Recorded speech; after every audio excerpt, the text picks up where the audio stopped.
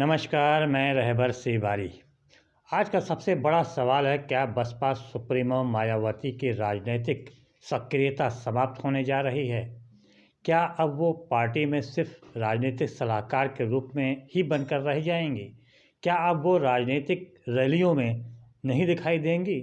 ये सारे सवाल हैं जो मौजूदा समय में राजनीतिक गलियारे में चर्चा का विषय बने हुए हैं, और इन सवालों का जवाब अगर कोई दे सकता है तो वो खुद ही बसपा सुप्रीमो मायावती ही हैं।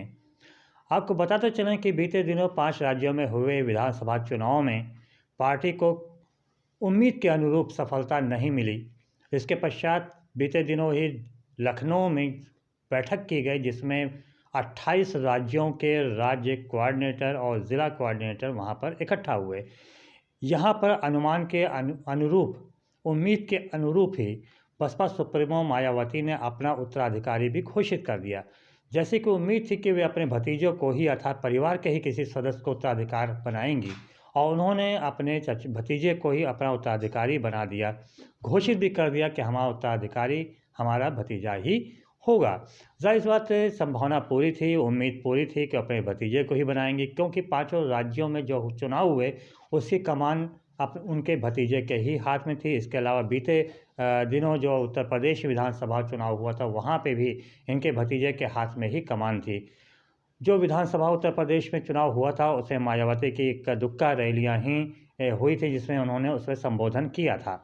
तो अब ये अनुमान लगाया जा रहा है कि क्या अब बसपा सुप्रीमो मायावती शायद ही राजनीतिक रैलियों में दिखाई दें, क्योंकि उन्होंने जिस प्रकार से अपना उत्तराधिकारी घोषित किया और आने वाले सारे चुनाव का बागडोर उन्होंने अपने भतीजे के हाथों में दिया है, तो ऐसी उम्मीद लगाई जा रही है कि अब शायद ही लोगों को मायावती का भाषण सुनने को मिले।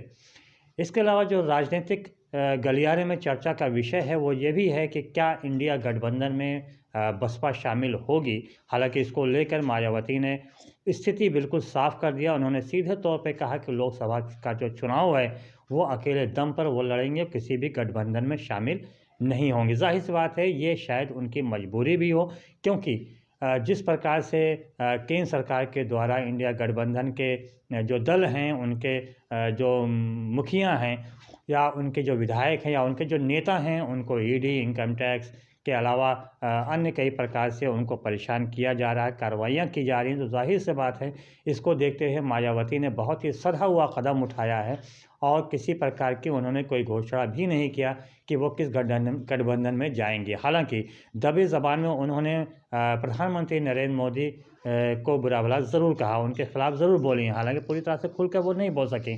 उन्होंने सीधे तौर पर जो 5 राज्यों में विधानसभा चुनाव के परिणाम आए उस पर भी उन्होंने उंगली उठाई, हालांकि वो भी दबी ज़बान में ही उठाया। उन्होंने ईवीएम पे भी सवाल उठाए, लेकिन वो भी दबी ज़बान में।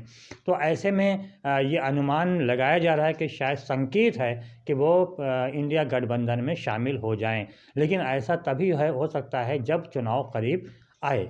बहरहाल ये तो आने वाला वक्त बताया कि इंडिया गठबंधन में शामिल होती हैं या एनडीए गठबंधन में शामिल होती हैं या अकेले चुनाव लड़ती हैं, ये तो आने वाला समय ही बताएगा। लेकिन दिलचस्प बात यही है कि मायावती ने अपना उत्तराधिकारी घोषित करने के पश्चात ये सीधा संकेत दे दिया है कि अब जो कुछ भी चुनाव होंगे वो सब उत्तराधिकारी के नेतृत्व में ही होंगे। तो अब जाहिर सी बात है कि मायावती का जो रोल होगा वो बस पार्टी में वो कैसा रोल होगा, ये भी आने वाला ही समय बताएगा। हाँ, ये ज़रूर है कि अगर लोकसभा चुनाव में बहुजन समाज पार्टी को बेहतर प्रदर्शन करने का मौका मिला और अच्छी सीटें हासिल किया, तो फिर हो सकता है किंग मेकर की भूमिका भी मायावती ही निभाएं। इस वक्त बसपा के धुर विरोधी अगर देखा जाए तो समाजवादी पार्टी है, और हालांकि इसके भी मुखिया अखिलेश यादव सीधे तौर पे कह चुके हैं कि अगर भाजपा को किनारे करना है, भाजपा को लोकसभा चुनाव में हराना है, तो फिर इंडिया गठबंधन को और मजबूत करना होगा। अर्थात वो भी बसपा अगर इंडिया गठबंधन में शामिल होती है तो इस पर भी एतराज़ सपा को नहीं होगा, अर्थात अखिलेश यादव को नहीं होगा।